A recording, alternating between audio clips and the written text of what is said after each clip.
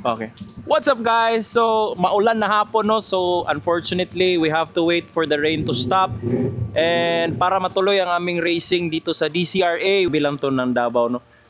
So, sa mga subscribers ko dyan no, sa matagal na naghihintay ng GPR content. So, ito. Presenting to you guys the one and only MotoJeds na GPR 250. Yeah! Finally guys, ating nasaksihan. Physically na talaga tong isang napakamagandang Ducati concept na GPR no. So sagad na talaga to sa modification, pero may isasagad pa talaga. So let's welcome guys ang again one and only MotoJeds. Ali dito MotoJeds.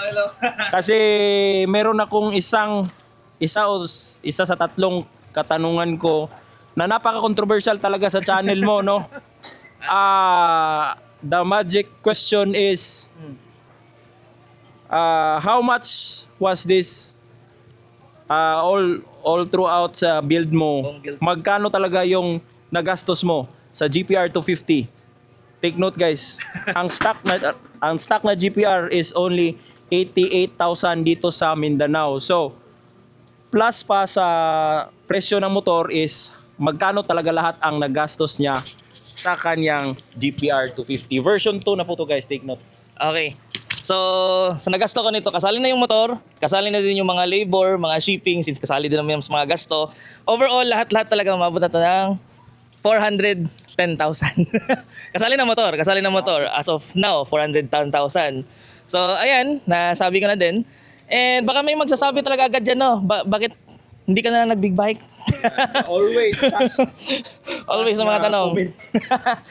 May big bike na din po ako, so yun lang. So guys, wag kayong bitter dyan na meron siyang N4 or Ninja 400. 400. Okay? So, ayan. So kung gusto nyong makita to sa daan at saka sa layman's term pa namin doon sa Cagayan de Oro. Ano ang tawag yun po? Paksian? Sa 995? Pagpaksian ninyo ni guys, re-racebakan kayo ng Ninja 400 na huwag kayo.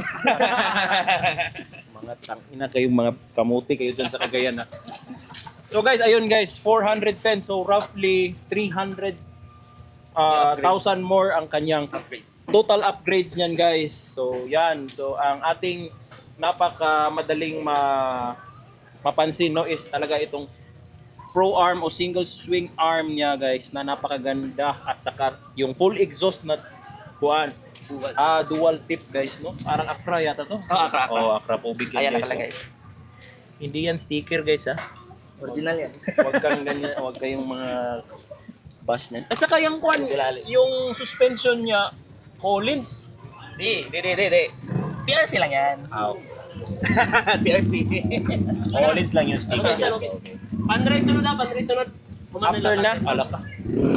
So ayun guys, ang ating featured motorcycle for today's video, si MotoJeds. So shout out, follow nyo siya sa kanyang Facebook at saka YouTube account, MotoJeds na yan.